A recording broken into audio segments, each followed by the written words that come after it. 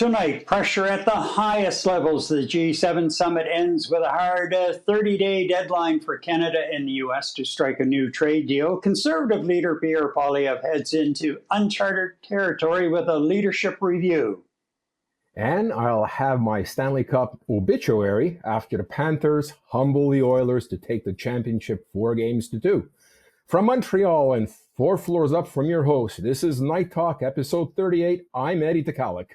And I'm Gary MacDonald with a reminder for you to join the conversation. We want to know what you are thinking.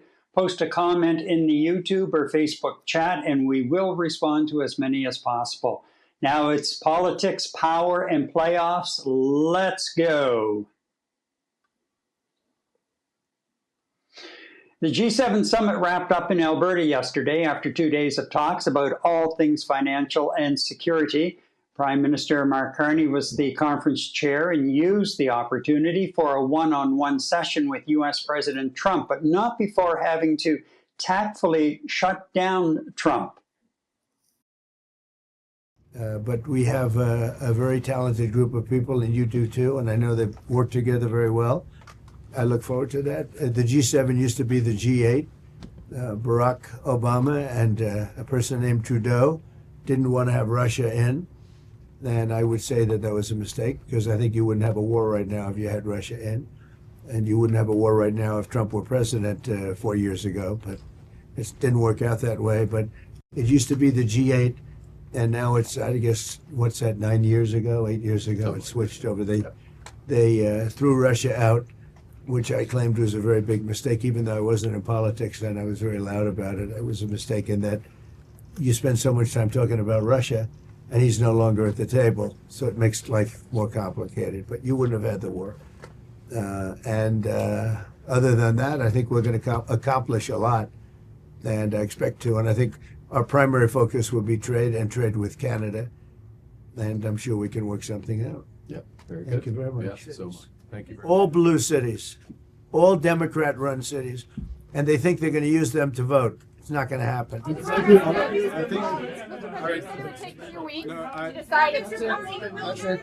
think if you don't mind, I'm going to exercise my role, if you will, as G7 chair, since we have a few more minutes with the president and his team, and then we actually have to start the meeting to address some of these big issues. So, alors merci beaucoup pour vos questions et puis, Thank you. That's it. That's it. Thank you very much. Out. So, guys, out. Now, both were pressed by reporters on a possible new trade deal. I think we have different concepts. I have a tariff concept, and Mark has a different concept, which is something that some people like. But we're going to see if we can get to the bottom of it today. I'm a tariff person. I've always been a tariff. It's simple, it's easy, it's precise, and it just goes very quickly. And I think Mark has a more complex idea, but also very good. So we're going to look at both, and we're going to see what we're going to come out with something. Do you think a deal is achievable within days, within weeks? Is there that kind of runway? Yeah, it's achievable. Both parties have to agree. Yeah, sure. Now, shortly after the brief meeting, it was announced both sides had agreed to hammer out a deal within 30 days, which leads to our audience question: should Canada move quickly to strike a trade deal with the U.S.? Then Carney opened the summit with a thought-provoking message. We're meeting at one of those hinge moments, those turning points in history. The world's more divided and dangerous. Hostile states and terrorists have expanded their capabilities and their reach, threatening global security in our local communities. Global commerce, energy systems, even intelligence are all being rewired. Nostalgia isn't a strategy. We have to change with the times and to build a better world. And some of you, such as you, Mr. President, have anticipated these massive changes and are taking bold measures to address them. All of us around this table are reinforcing our militaries and security services for the new world. But we all know that there can be no security without economic prosperity, and no prosperity without resilience. And in a world where shocks flow across the borders, that resilience comes from cooperation around that starts around this table. Cooperation that can lead to a new era of prosperity, energy security and critical minerals, artificial intelligence, quantum, combating human smuggling and transnational repression. So we will have open, frank discussions over the course of the next 2 days. We might not agree on absolutely every issue, but where we will cooperate, we will make an enormous difference for our citizens and for the world, and bring the next era of prosperity, I hope, to the benefit of those we serve. Quite a message in his opening round of the official meeting, and Trump was sitting to his left. Mm-hmm. And you notice how he kept, throughout the clips we've had, he kept playing to Trump in a way. But if you really watched his body English, watched some of his facial expressions, especially when Trump was speaking, you could tell that there were times he was just really holding back, like, yeah, you know, and very much playing the statesman and diplomat to keep things moving along. And regardless, Trump left early, as he did the last time in Charlevoix, although it was under, I think, more circumstances of Trump was really ticked at Trudeau than this time around, although he may have been wanting to avoid the Indian Prime Minister Modi and also the Mexican president and Zelensky as well, and use the Mideast warm up as the excuse to leave town. But he stayed for the dinner and then left after the what they called the family dinner. Mm-hmm. So Carney is getting high marks all the way around in a lot of the media opinion op-ed pieces and from pundits, you know, on television. And I was really very, very much impressed, and we'll see him at work with Zelensky a little bit later on, but I was very, very much impressed with how he handled the summit and as chair of the summit and how he represented the country. Your thoughts? Yeah, you know what I think is coming to play here as well, Gary. I agree with everything you're saying. Way back when we were speaking about the liberal leadership campaign and the leadership of the country, becoming prime minister and whatnot, we all had kind of our concerns about not having a seasoned politician running the helm in Canada, you know, and we kept on saying, well, you know what, maybe his experiences as governor for the Bank of Canada and the governor for the Bank of England are going to come into play because he has experience dealing with the political type and the billionaire type. You know what, Gary? That is coming through to fruition right now. I mean, since day one, I mean, even since before he actually officially got elected as Prime Minister of Canada, when he was just, interim and inherited it due to his Liberal leadership win, he has been very articulate, very informative, very fact-based, and he's been able to deal with any question that came from the media. We saw how well he performed during the prime ministerial debate.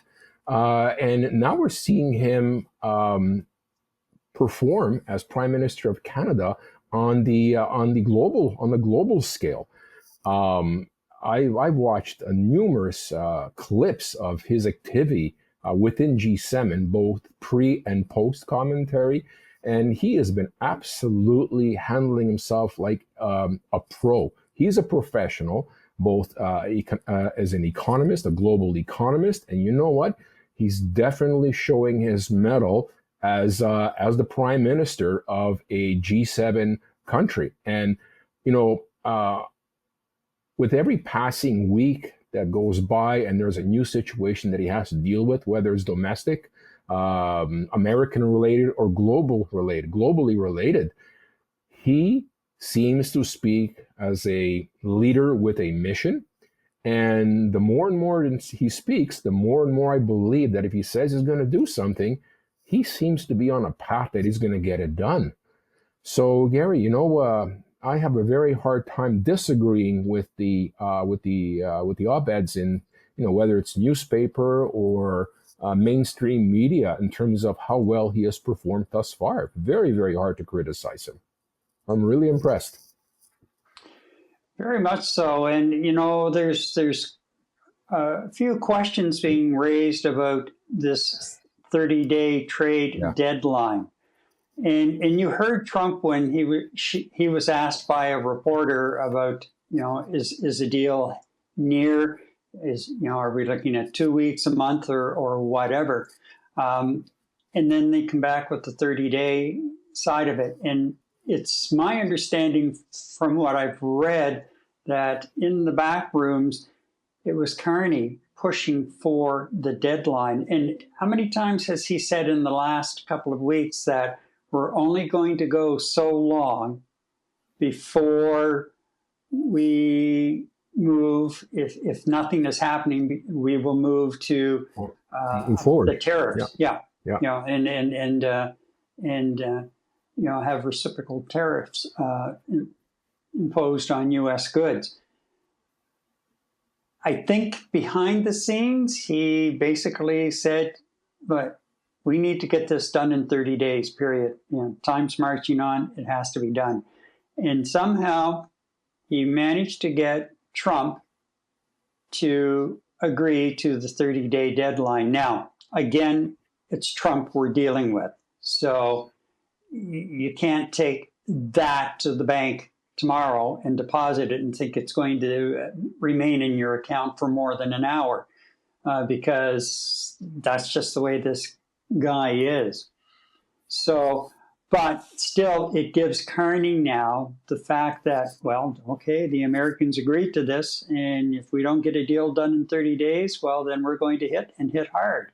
And he now has established a line in the sand with the agreement of the Americans. So that was a unique little twist, I think, that he managed to pull off there. And hopefully that, we do get something coming out of this. My big concern now is that because of some of the pressures from within the Canadian economy, that we may end up settling for not the best deal in the world, just to get a deal. And, they can say, well, it's the best we could get at this point in time. Is it really? Is it really going to be if we lose to a certain degree? They're beginning to hurt. They're beginning to feel it. Mm-hmm. And more so, and look at on Monday with the Eastern Canadian premiers and governors meeting, and the governors are saying, look, especially the tourist dollars, we're hurting. We missed our Canadian friends coming down and spending their money. And I saw a good line today, and I can't remember where, but it was an article I was glancing at, and it said, really, do they really miss Canadians, or is it that they just miss our money? Yeah. And I couldn't agree with that more. Mm-hmm. Exactly. You know what? They're hurting. We're hurting too, but I'm sorry, you guys started this fight. Maybe not necessarily the beautiful state of Massachusetts or Maryland or the northern or the New England states. I know they didn't particularly start it, but you're in the United States of America. Your country started something that I don't think have been well prepared in dealing with it, short term or long term, which goes back to the 30 days. Mm-hmm. My feeling is, Gary, I don't think that Prime Minister Carney is going to push an agenda of 30 days and not get what he's after. I think he's really smart. He probably has plan C and plan D in his back pocket. If he doesn't get what he needs in 30 days, that'll better our country. defend our jobs, and defend our economy. He's got a plan B, C, and D. Emperor Orange can think further than the next day, depending on whether he had a bowel movement or not. He'll change his mind. He'll think of something different. When was the last time we heard anything extraordinarily strategic or anything that makes sense since he took over the reins with the rest of his cohorts that work for him? It's just not there. It's, one day this, one day that. So I believe that Prime Minister Carney has got a 3 or 4 point plan in terms of, if I don't get what I need, this is what I'm going to be doing. And you know what? Gary, good on him for pushing the agenda to get a response from the United States of America in 30 days, because we warned you, we told you, and we talked about this ad nauseum, Gary. We have our government opposition pushing for Prime Minister Carney to table a budget. The man needs to table a budget. He needs to know what he's going to be dealing with before he can get his team to iron out a budget based on what the economy is going to look like this week, next month, 6 months from now, and a year from now, and have a plan where he can actually put a budget on the table so Parliament can vote on it, and let's get on with it. So he can't wait until Donald Trump feels like giving an answer. You know what? At the end of the day, he might end up being Taco, which everybody's been classifying him as for the last couple of weeks. And let's move forward. We have a country to run. We have a country to live in. We have lives to build on, and that starts with what our leaders in Parliament are going to be putting before us. And the more firm we can get in terms of our plan and push forward. And you know what? At the end of the day, Gary, there might be some things he's not going to be able to get, which may be painful to certain industry in Canada. There's no way around it, okay? Because a lot of our economy is based on the United States and what they do. But I think within each one of his plans, A, B, C, and D, there is that entire clause or the entire program where, you know what? We're going elsewhere for our business. We're going to conduct business with all the other countries that want to work with Canada to mutually grow economically and as countries. And when Trump left the G7, I bet you any money they probably had the most productive of conversations without having to dance around hurting Donald Trump's feelings and him coming up with something that's going to steal the spotlight or steal what the agenda is for the G7 meeting. You know what? So I think he's got a plan, and I don't think he's going to risk Canada for the sake of risking Canada to appease Trump. I don't think that's there. At least he hasn't demonstrated any sort of weakness in my view so far. Now, we've had a couple of comments which I brought up on screen a few minutes ago, but just to summarize those comments, let's just see if I can bring that. Yeah. Nancy Thorne says, Canadians' money, they miss the Canadians' money. Yes, they do. Yep. And let's see. We had one more here. Monel was quick off with the response to our question. My knee-jerk reaction is no, but then again, whatever is best for the country. And that's, of course, in response to our question, should Canada move quickly to strike a trade deal with the U.S.?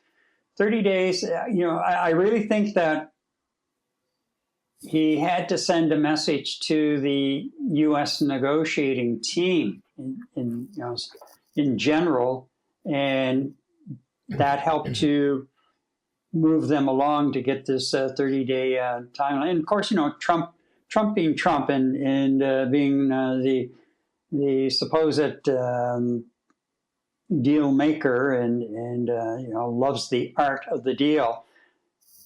If it's almost like a challenge to him. I'll get a deal in 30 days, and if we do get something in 30 days, he's going to be claiming all of the glory that it was my deal making ability that I could do this in 30 days. But I just hope that I don't doubt that the Prime Minister has a plan and has 2 or 3 backup plans in his pocket. And he's off to Europe on Sunday again for the NATO meeting in The Hague.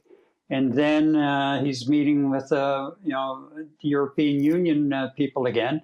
So he's really driving home the fact that, hey, Canada is looking at new trading partners and opening up, more trade with our partners in Europe, for example.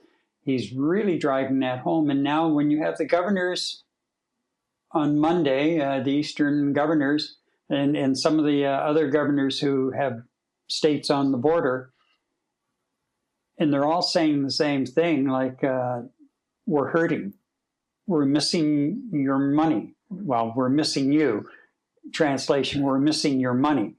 And it's really starting to impact some of the smaller businesses along the border, never mind some of the larger businesses as well. And God bless Canadians. We're not giving up on that aspect of it.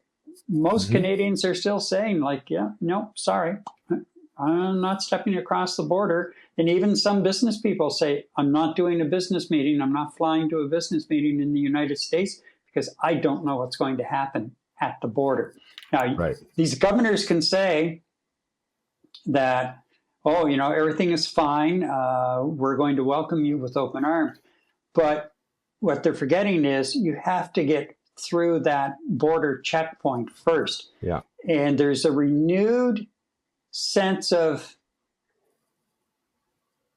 I don't know if I'd call it bully, or a renewed sense of, almost mobster mentality, maybe a real stretch, but the border people now feel as if they have these superpowers, I guess.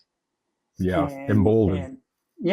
And so who wants to go through that before you actually get on, underway on a vacation, have them go through your phone and tear your vehicle apart and maybe find some kind of a thing like, okay, everybody in this vehicle can enter except that one. They have to go home. Yeah, exactly. You don't know what's going to happen. Who needs that aggravation? And now the government just announced this plan, Boost Canada or something, where you've got free passes to the national parks and a number of national museums and things. And then teens can ride via rail at a reduced rate or free pass. Free, I think it's under 18, it's free. Yeah. Yeah, this is great stuff. And this is something that I have yacked about for years when we were spending money on some of these crazy cultural celebrations and things designed to promote, cultural appreciation and unity within the country. And they were so far-fetched, it was just a waste of time and money. Right. Why didn't we, and why haven't we put our efforts into either some kind of a tax break that you can write off a good portion of your airfare, your travel expenses? New Brunswick did this during the pandemic to promote some travel within the province. Yeah, you were saying, and you could claim back up to a certain percentage of your expenses. This is something that we should be doing and should have been doing for years in this country to promote national unity and to help us understand and appreciate our country from coast to coast to coast.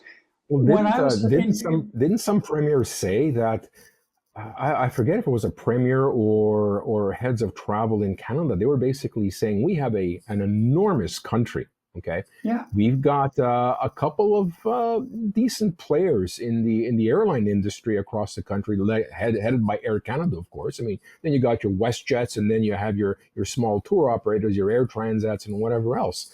Why does it cost someone in Montreal $1,000 to go see Alberta or British Columbia? That's ridiculous. That is absolutely ridiculous. So the airlines in Canada, I know they have a business to operate, they have shareholders to respond to, But, like you were saying, all of these cultural events that are costing millions and millions and millions of dollars, which, I think a certain percentage is required, but not at the extravagant rate over the last 8 years that we've seen across the country. Why not put some of that money, just like they did in New Brunswick, towards allowing Canadians to travel and discover their own country? You know what?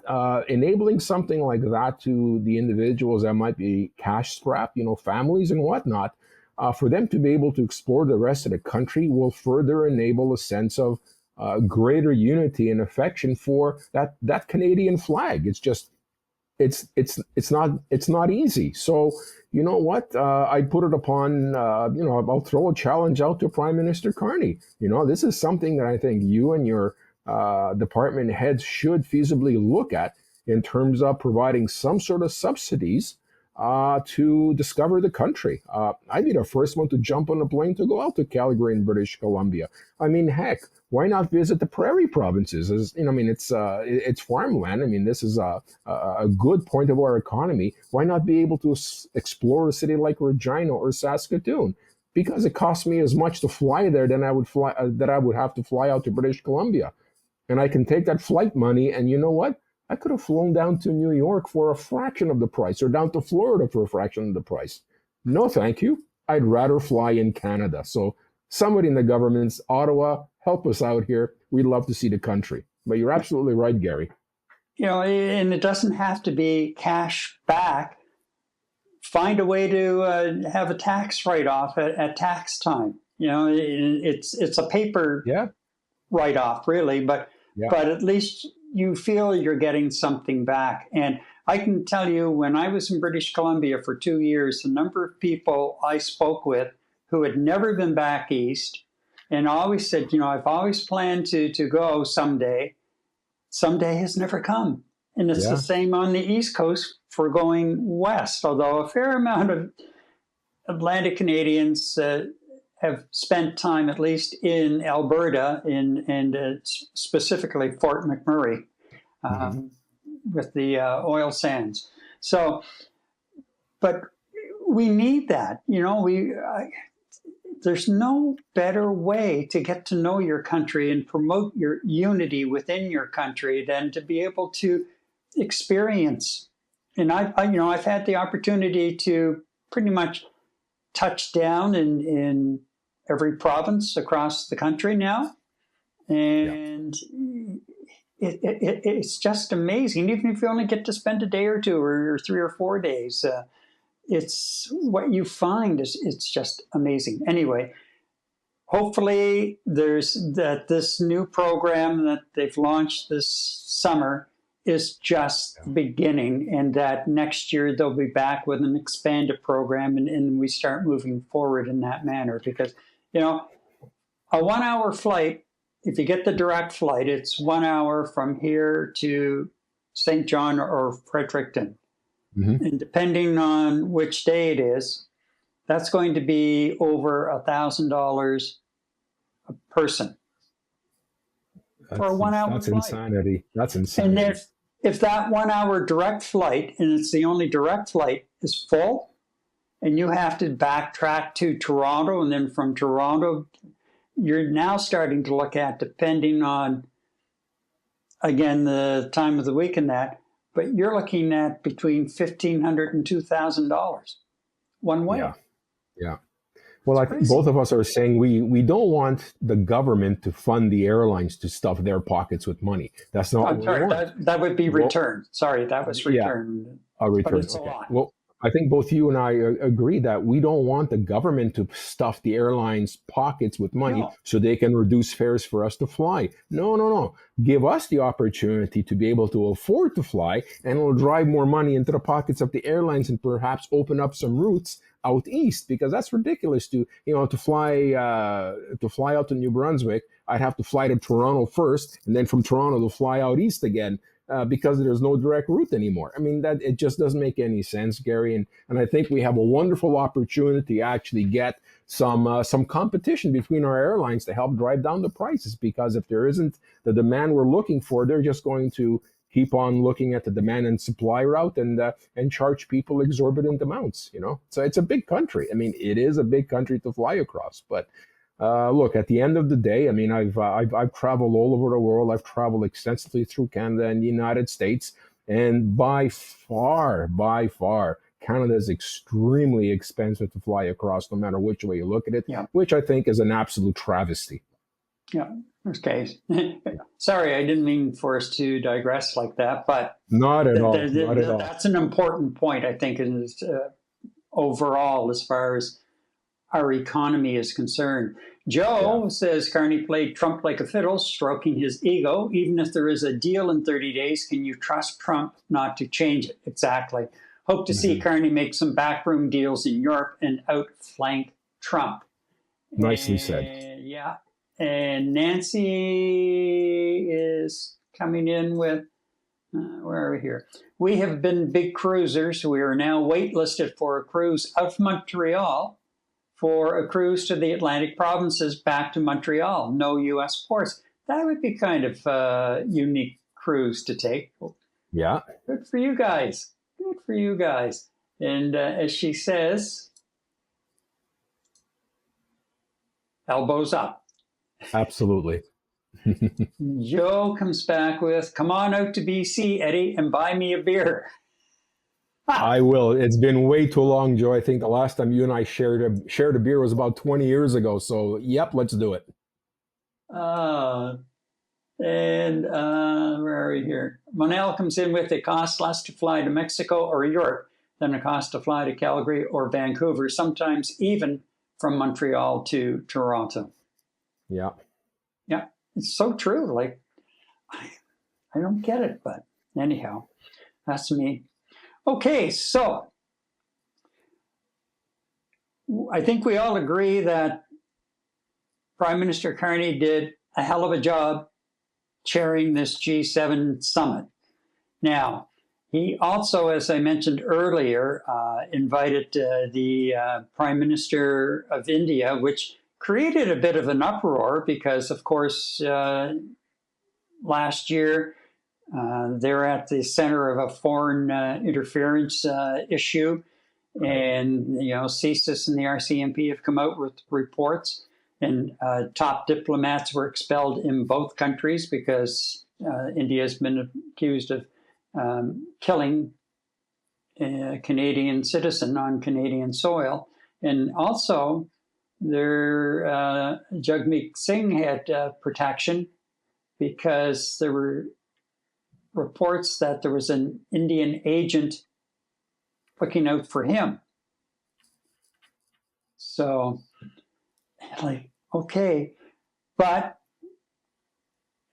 Carney is looking at it from the fact that look at the population of India, look at the opportunity for another trading partner, and that can be beneficial in the long run. Can we get by some of the issues that have been raised?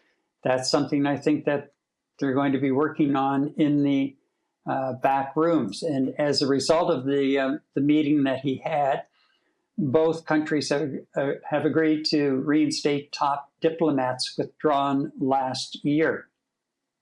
Mm-hmm. Now, let me get caught up here, because I just wanted to mention something else. And while I'm doing that, let's just have a watch of this. So, Mexican President Claudia Sheinbaum was also invited and attended on day 2, as did Ukraine President Vladimir Zelensky, both hoping to meet with the U.S. president, who, as we mentioned earlier, suddenly departed Monday evening to deal with growing tensions in the Mideast.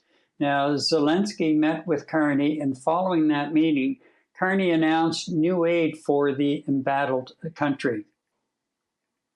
Canada is announcing today several measures, sanctions, first and foremost, against a number of individuals in Russia, against over 40 entities in Russia and beyond that are trying to contribute to the evasion of sanctions, the sanctioning of over 200 vessels in the shadow fleet that Russia is using, again, to try to evade these sanctions. That's the first thing. The second is we are providing additional military assistance, drones, helicopters, broader munitions, over $2 billion worth of assistance directly to Ukraine. And thirdly, we are dispersing the next tranche of the loan based on the frozen Russian assets, over $2 billion as well. But first of all, thank you for your very important words, warm words, and supporting Ukraine. And we need support from our allies, and I'm here. And thank you for the military package. It's important for our soldiers to be strong at the battlefield, to stay strong until Russia will not be ready for the peace negotiations. We are ready for the peace negotiations, unconditional ceasefire. I think it's very important, but for this we need pressure.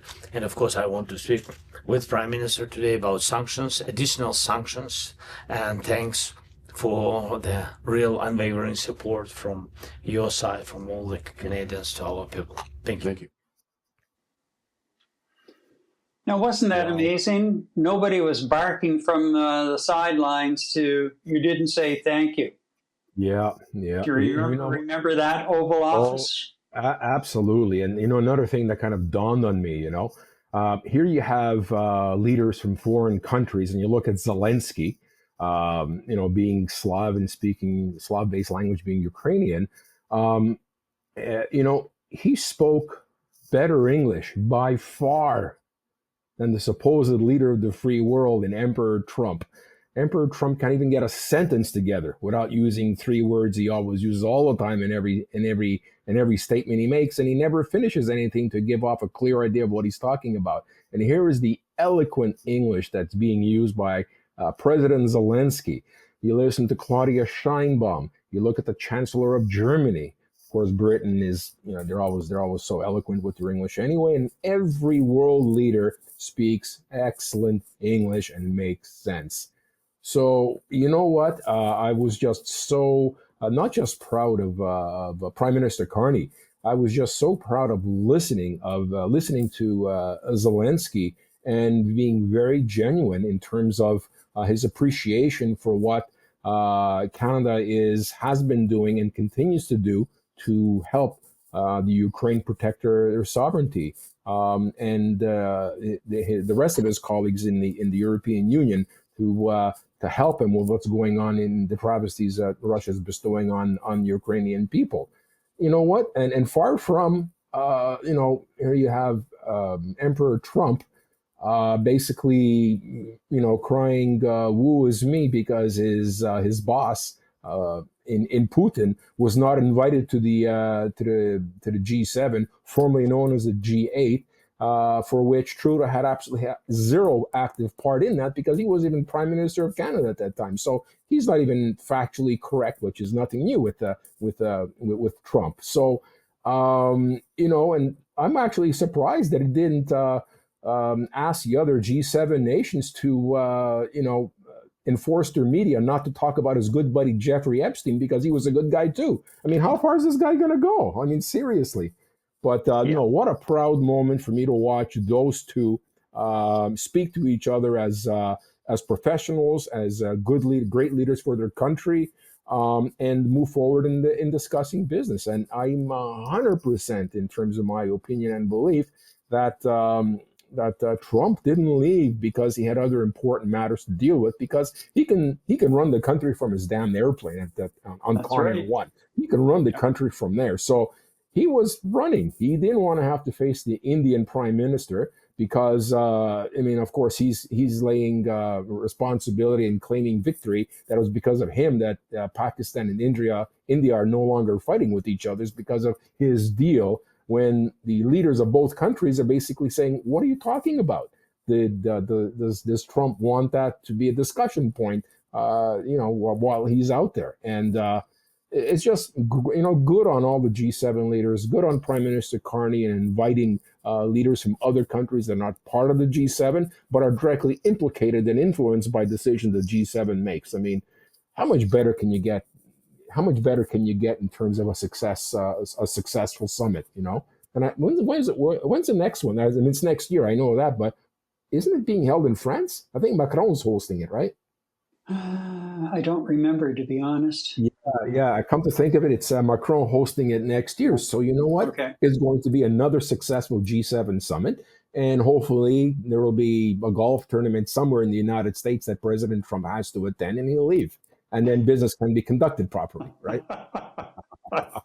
I'm sorry. He just pissed me off this week. But the other side of it is, you could hear how sincere Zelensky was in thanking Canada for the contributions that we've been making. And, he walked out of there with a total of $4 billion, $2 billion in commitments directly from the Canadian government, and then the other $2 billion from a loan based on the frozen Russian assets that we have.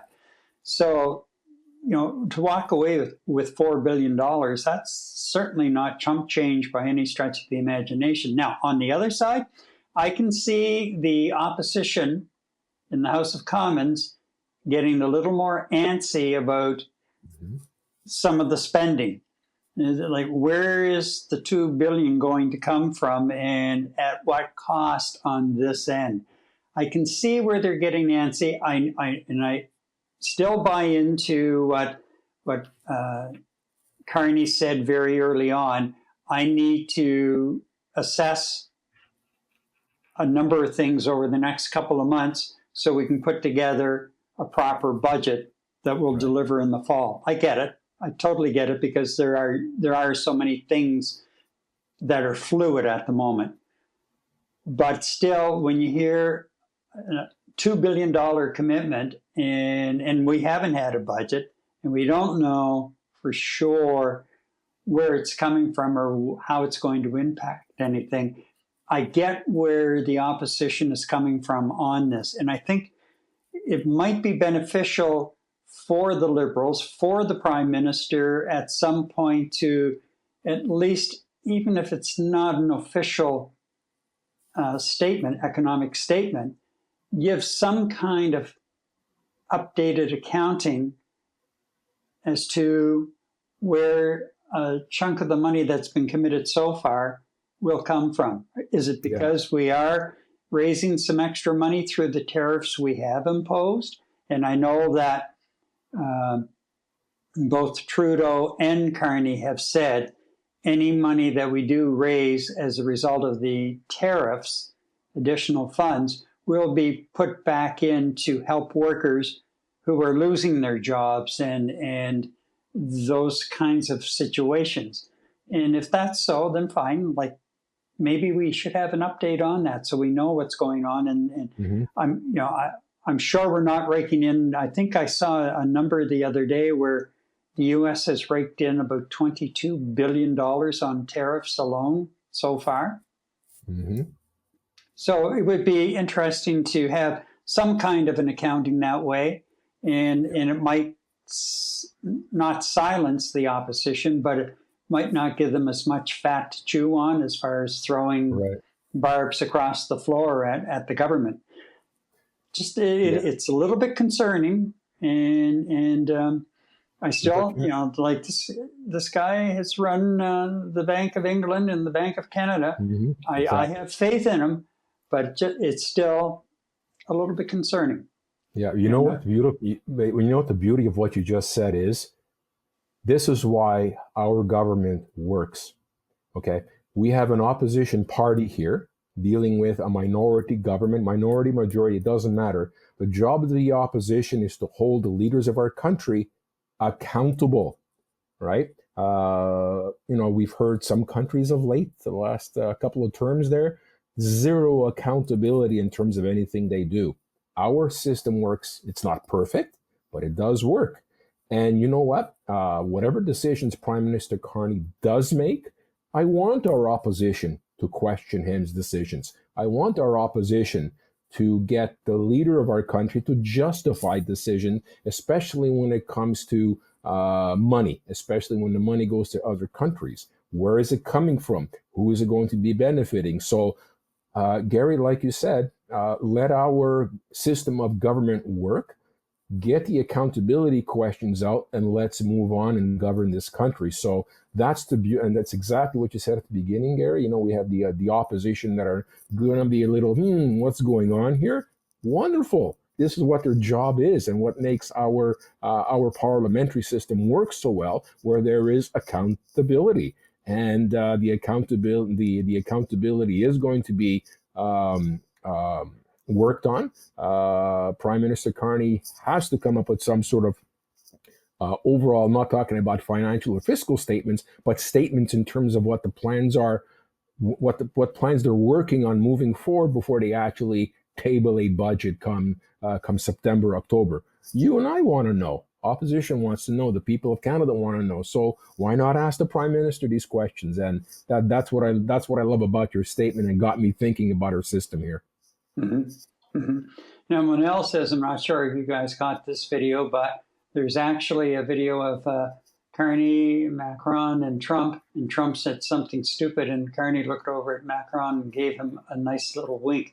Didn't see that one, but I saw the one where Macron was leaning over to the Italian president. Yeah. And kind of, over in the direction of Trump at the table. And all of a sudden she did the eye roll, like. Yeah. Classic. Yeah. So, he brings out the worst in people. I know you know what? Yeah, you're right. He's been bringing out the worst in me over the last couple of weeks. And, I don't know. And now I de-Trump every weekend. I stay away from it as much as possible. I don't want to hear him. I don't want to see him. And if any of that stuff comes up in my YouTube feed, I just flip right on by.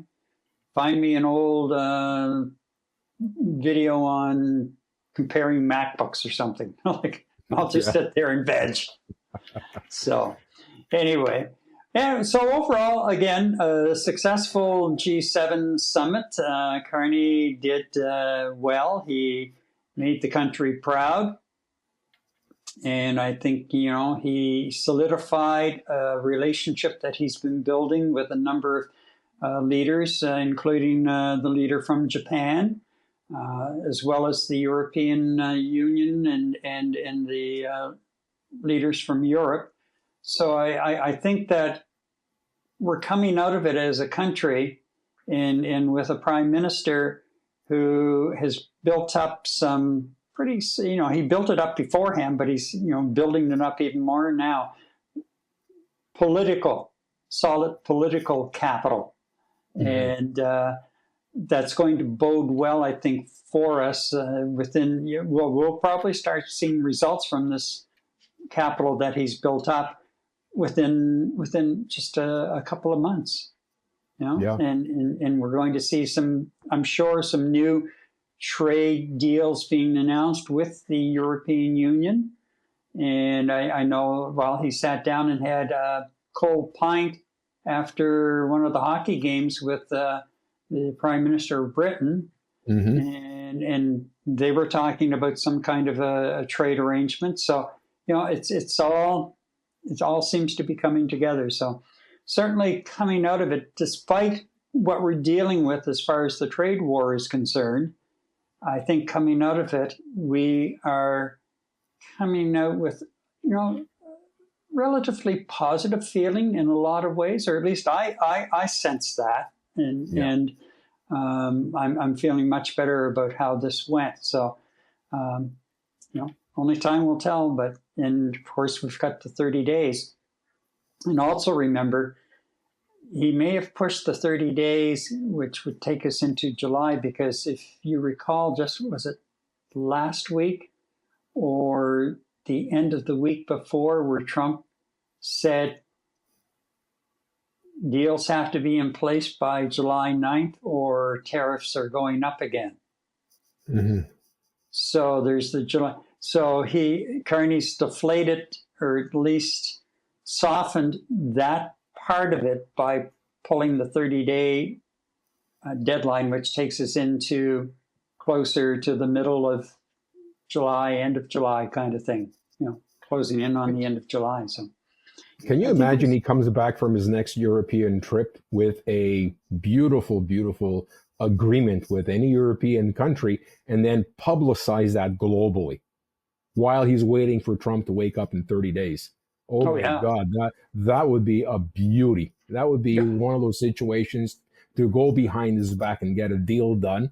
And then, okay, your turn, Trump. What are you going to do for us? This is what I got so far. Can you better that? Like, wow. What's up next? So much opportunity in these next couple of trips. So we'll, you know what? Let's sit in our chairs and wait in eagerness and anticipation, I guess. All right. So coming up, we have Conservative leader Pierre Poilievre will be facing a leadership review.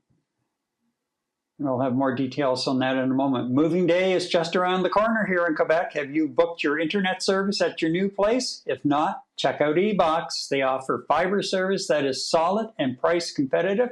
They've been providing fiber service for Night Talk since late last year without any issues whatsoever. Check the link in the description below. You can qualify for a free month. All right.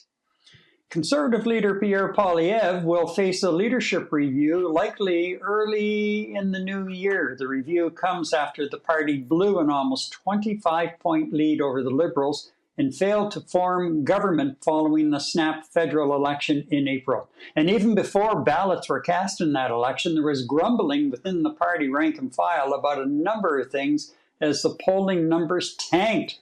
The exact format and timing of the review is unclear at this point.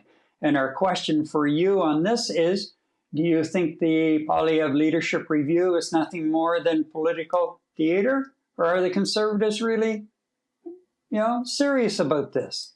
Eddie, your thoughts? I've been thinking about this one, and it's not usually I'm at a loss for words. I really don't know, Gary, if this is just a ploy to pacify the Canadian public that they're doing something in terms of solidifying the leadership of the Conservative Party or not. I really don't know. It's hard to say. Gary, I really don't know.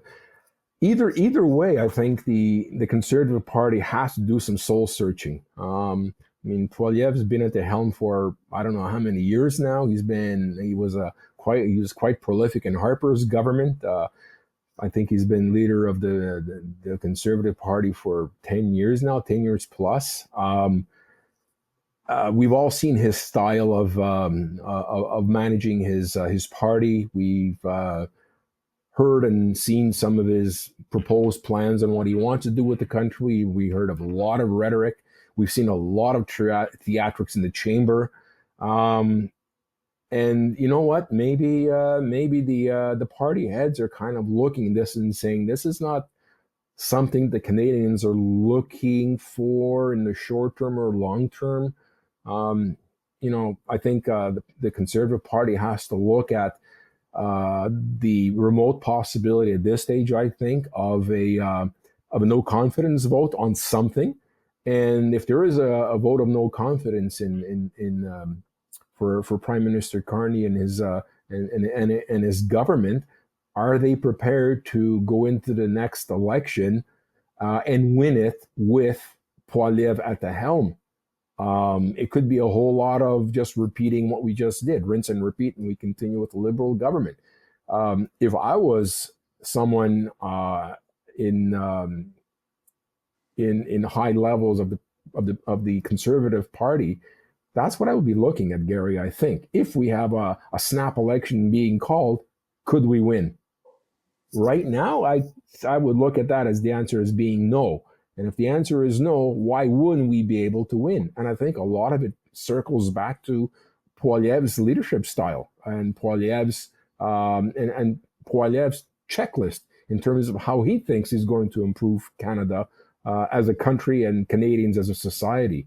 I don't know. Hard to say. Are they just trying to pacify Canadians by saying, "Oh, we're going to be reviewing our leadership just to buy them some time for bigger and better things"? Is this to give Poilievre enough time to actually win a seat? a solid seat on his own. Maybe there's worry that he's going to go out to Alberta. The poor fellow had to give up his seat so that Prime Minister Carney has to call a by-election for Poilievre to run in, that Poilievre might not win the by-election. I mean, there's always that risk as well. So who knows, Gary? What do you think? What do you think is going on?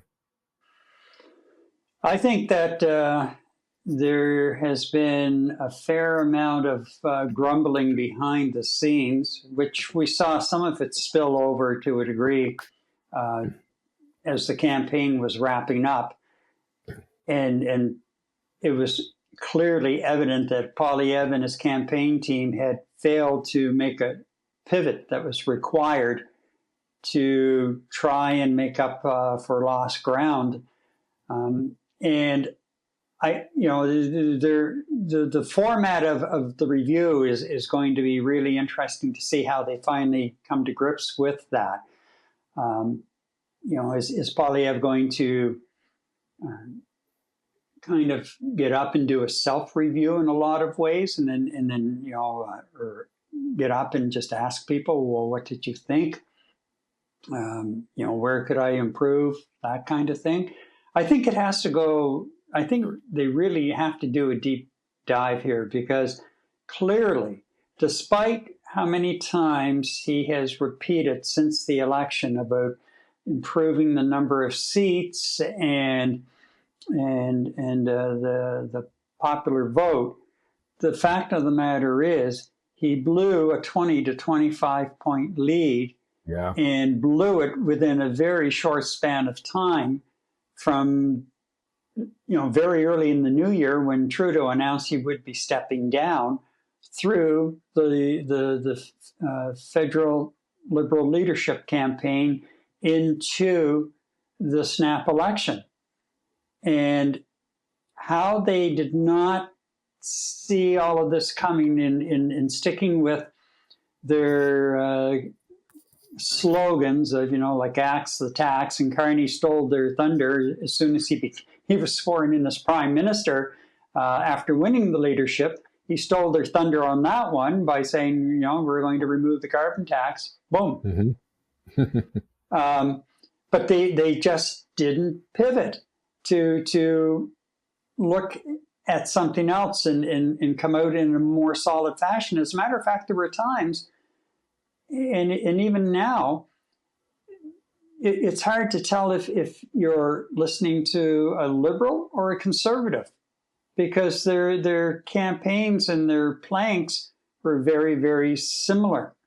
Mm-hmm. And then there's the uproar with the people. There were people who were ready to offer as candidates for the Conservatives, only to be, stalled, and then be told by head office in Ottawa, no, we have our own candidate picked for that riding, and see you kind of thing. Yeah. And that, I know of one riding in New Brunswick where it happened for sure, and left a really sour taste in the mouths of Conservatives in that riding.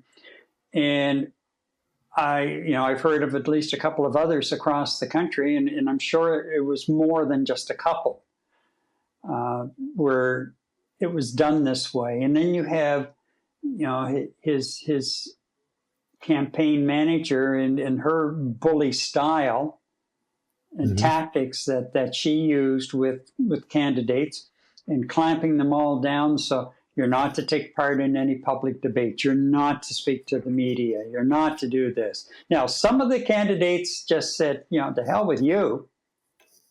I'm running this campaign for my election, and I'm going to speak to whoever I damn well please. And they did.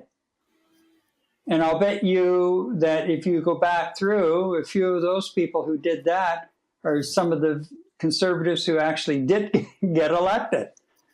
Right. So that whole tight control on things, I think that really needs a going over. Now, apparently Poilievre has been really working hard to soften his image and change his image. And you can see it when he's standing there, responding to something that's happened in the house.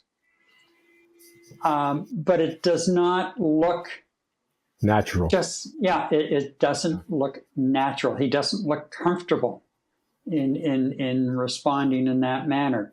So I don't know how well it's going to sell, quite frankly. And, again, apparently he came close to losing his seat in 2015, or did he lose it in 2015? I can't remember now for sure. I'd have to go back and double check it. But it was either he lost it or came very close to losing it. And apparently he spent the next 3 to 4 years knocking on every door at least 4 times in his constituency. And you're just, okay, what didn't you like? What can I do to improve? What would what are you looking for? Sort of thing. And yes, his riding boundaries changed this last time around, but so did a lot of other people's across the country. And one of the things was, he's running in an Ottawa riding, and if you're talking about just taking an axe to the public service, most of your constituents either work for the public service or they have family members working for the public service. Yeah, so, absolutely.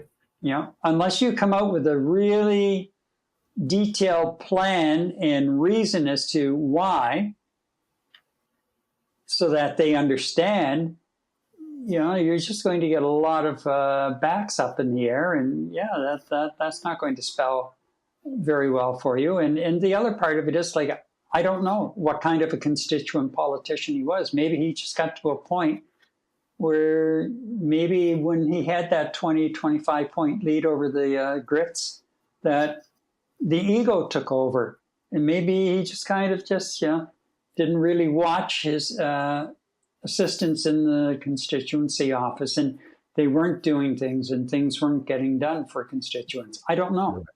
Yeah. But he lost his seat. So not only did he blow a huge lead, but he lost his seat. Yeah. Why he's still leader, why he didn't resign the night of the election or the next day is beyond me. That in itself is a vote of non-confidence if I ever saw one. Yeah, I totally agree. To me, that's somebody just, wanting to hang on to the strings of power, whatever strings may be there to hang on to. I think he should have resigned. I really do, on the 28th or the 29th and be done with it. But nope, he didn't. And now the MP in Alberta that's giving up his seat officially resigned. So now the resignation is in, and I think there's a period that they have to go through before now it can be declared vacant. And then once it's officially declared vacant, then it's up to Carney to pick a date. And Carney has said he's not going to play around with it. He'll get a date out there. But then, it could be in the middle of summer that the date comes out. Okay, you're going to the polls in the middle of summer. Well, what kind of a turnout are you going to get at the polls in the middle of summer? Yeah, and who are you going to get for your turnout?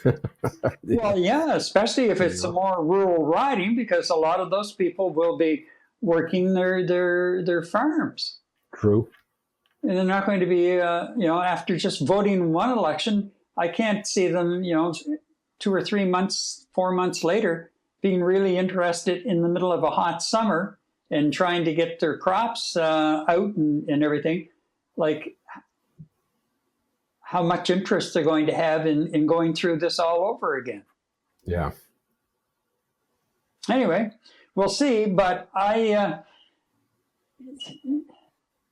you could get, depending on how they format it, and even if they format it in such a way to try and really keep a tight rein on things, it still could get, because there are enough conservatives who are totally PO'd about what happened and how it happened and everything that went down behind the scenes, that they could break loose from the format anyway, and it could get really, really nasty.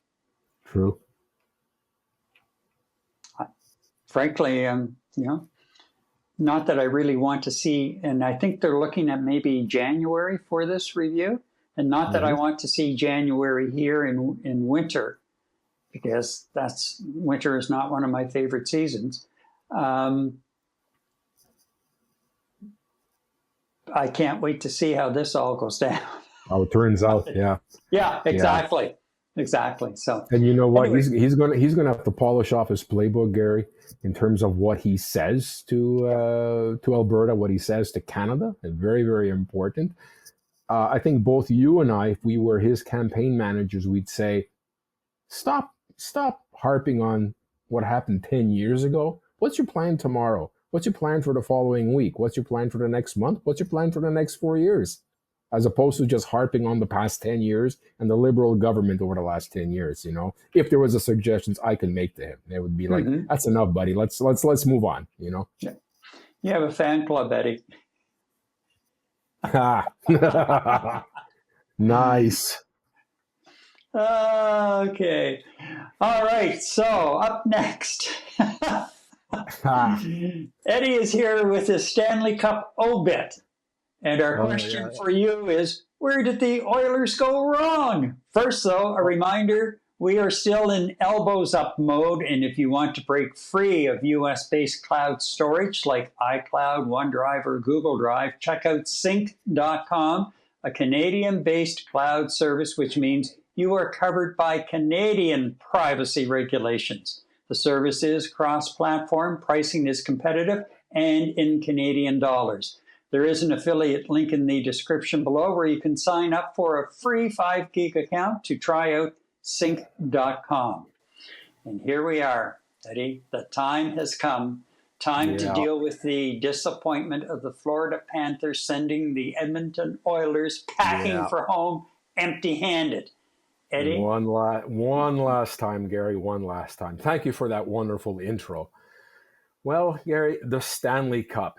I've said it often, it's the most difficult trophy and championship to win in all of professional sport. The Stanley Cup, it represents hockey glory for the past 132 years. It was first awarded as the Challenge Cup in 1893 and awarded by Frederick Arthur Stanley, who happened to be the Governor General of this beautiful country of ours called Canada, and was presented to the top amateur team in Canada. Now, that first team, take a wild guess where it came from that won this Challenge Cup, Gary. The first in Montreal. That was in Montreal, of course, to a team known as the Montreal Amateur Athletic Association, who were the first Stanley Cup champions in 1883. Gary, Stanley Cup championships, as you well know, tales of horrific injuries players endure and play through. They're so numerous. Tales of the cup getting damaged during celebrations. And you know what, Gary? It's only been 24 hours, and this year is absolutely no exception. This Stanley Cup, which was won by the Montreal Canadiens an astounding 24 times, Gary, and followed by the Toronto Maple Leafs, who won 13, last one back in 1967. I knew you were going to zing in there. I couldn't resist. And the last Canadian team to win it was the Montreal Canadiens back in 1993. So, of course, this year, just like with last year, all the hopes of Canada has been on the shoulders of the Edmonton Oilers to finally bring the comeback home to Canada. And last night, Gary, alas, the far better team won. All 34.5 pounds of Lord Stanley's chalice was hoisted by the defending champions, the Florida Panthers, who have won their second cup in a row in the last 3 Stanley Cup appearances. Gary, this series wasn't even close. Last year went to Game 7. This year, Game 6, and they got roasted again yesterday, 5-1. You know what? And I talked to you about this before. So much for my theory that the team with the most Canadian players wins. that wasn't the case this year, although on the Florida Panther team, the majority of the players are Canadian, so at least I'll go with that for now. And you know what? The Florida Panthers were in a class by themselves. one of the records that they just hit was that they led the Cup Finals for 255 minutes. That means the Edmonton Oilers, pretty much the entire series except for one game, were playing catch-up hockey most of the time. I mean, they either got scored in the first period very early, they were down 2 goals very quickly, and actually getting scored on in late periods. And my good buddy Joe out in BC, he was absolutely right when we started talking about Stanley Cup predictions, and I said, the Edmonton Oilers are going to get up in there and they have a good chance to win the cup. And Joe, at the end of the day, was right. Shoddy defense, which you and I both saw in the games, and inconsistent goaltending, which came to bear during the Stanley Cup series. And you know what? I really hope that the Edmonton Oilers are learning, unlike the Maple Leafs, that you can't have 50% plus in your salaries tied up to the top 4 or 6 elite players and expect to win a cup. Oilers are very much like that with Connor McDavid, Leon Draisaitl, and a few other players that form, that gobble up most of the salary cap, just like the Maple Leafs in their core 4. You shut down those players, what's left? You look at the Florida Panthers. I mean, these guys are so balanced right across all 4 lines, all positions, and there are no superstars. They play hard hockey, goaltending, and defense wins championships, Gary. And I think that's what we saw. And it's rather unfortunate for the Edmonton Oilers. I mean, they freewheel, they skate hard, fast hockey, but that's just one component of hockey. I mean, it's got to be goaltending, great defense, and hard grit up front. You can't rely on just superstars. And Gary, this playoff, I mean, it's not short of stories. I mean, wonderful stories. An old record was tied, and this was recorded by none other than Maurice Richard of the old Montreal Canadiens dynasty in the 50s, who scored 4 goals in a Stanley Cup final. Sam Reinhart, one of those muckers on the Florida team, scored 4 goals yesterday. So his name is neck and neck with Maurice Richard, which is a remarkable accomplishment and compliment for the young man. And of course, this year, another story was Sam Bennett, who won the Conn Smythe for playoff MVP. Well deserved. I really thought that Greg's main man from the Maritimes, Brad Marchand, former Boston Bruins captain, I really thought he was going to win the Conn Smythe. I call him an Oiler killer the last episode.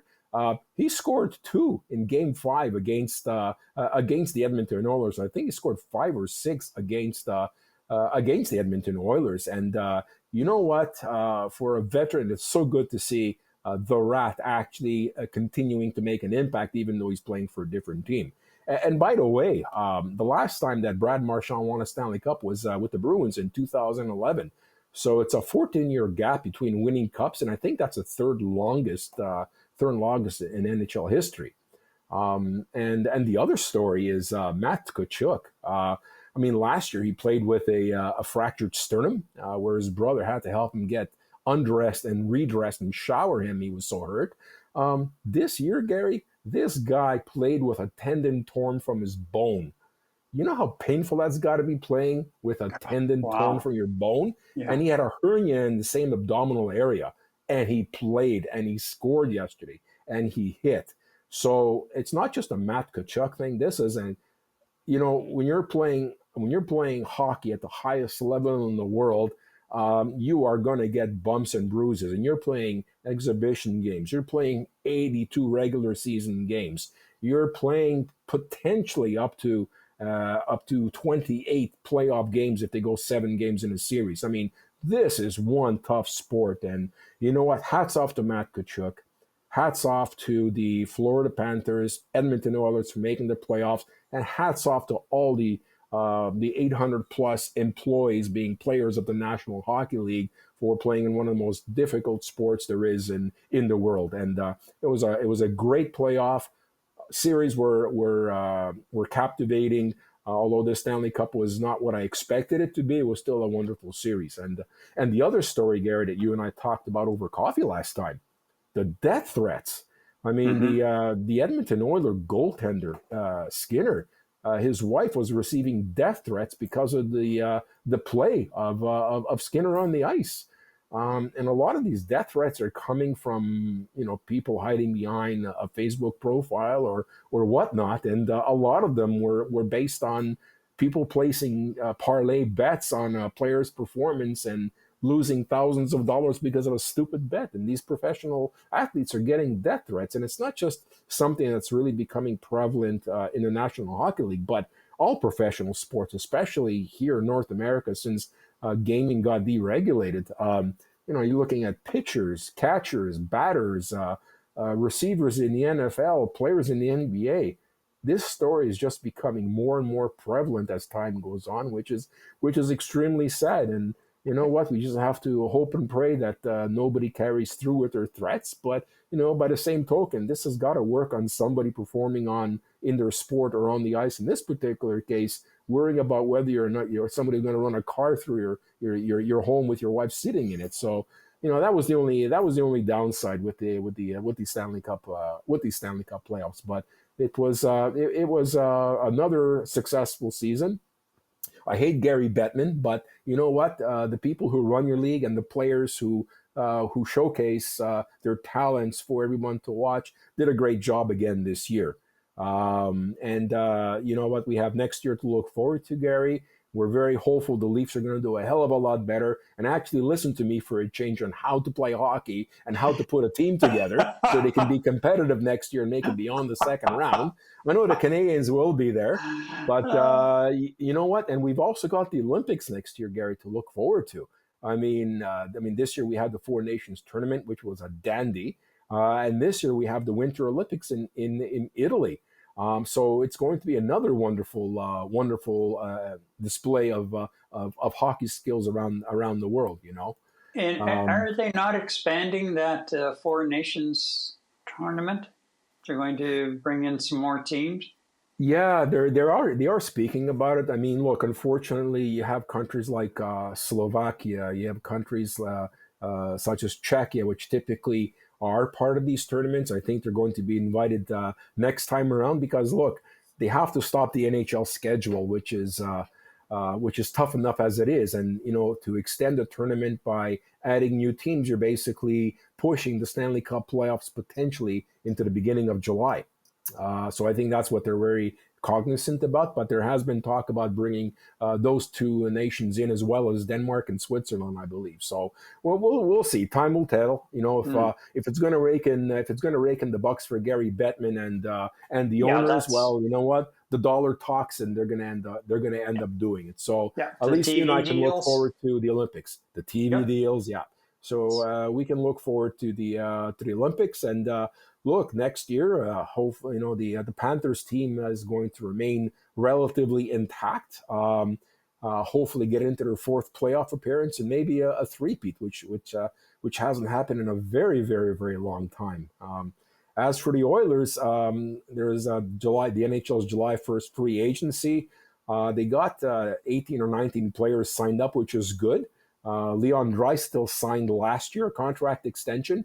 But Connor McDavid is eligible to sign an extension this year. Is he going to sign an extension, or is he going to get to a point that I've been here for 10 years and we haven't won a cup yet?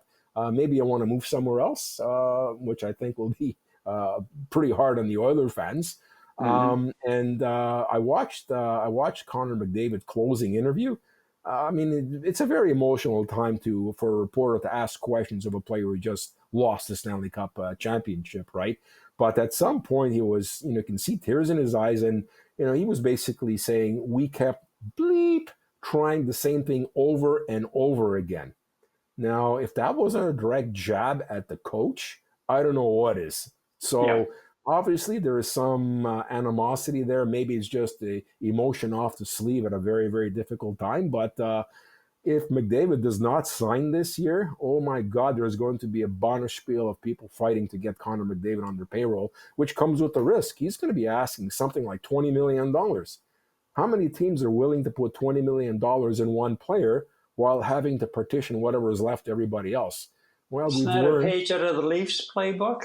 A Leafs playbook, and it's becoming a page out of the Oilers playbook if they're not very careful.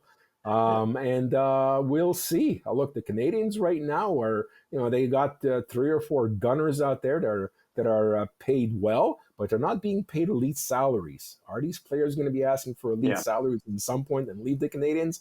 I don't know. That's just a world. That's just a world of salary caps in the National Hockey League. So, great year for hockey. It's going to be a great year for hockey next year, Gary. And you know what? I'm predicting that the Toronto Maple Leafs are going to make the playoffs next year. That's as far as I'll go, man. I'm sorry. I love you, man, but nah, that's as far as I'll go. So I just want to thank our viewers and guests for listening to my show, listening to this portion of our show about the Stanley Cup. It's been a lot of fun. I really appreciate the listeners checking in on me. Yeah, it has been a lot of fun, and you really do your homework for this segment for sure. So, kudos to you on that aspect of it. And as far as the little Leafs shot, I'm keeping that clip. As soon as the show is over, I'm going into the recorded version and grabbing that clip, and it's going into a special file for later this year. Okay, great. Play it at the beginning of the year. Exactly. Joe says picking up Marchand at the trade deadline was an awesome move. If it wasn't for Sam Bennett's 15 goals, Marchand he would have won may the have Conn won. Smythe. Yeah. And then I don't know, did you see his other comment that popped up earlier? No.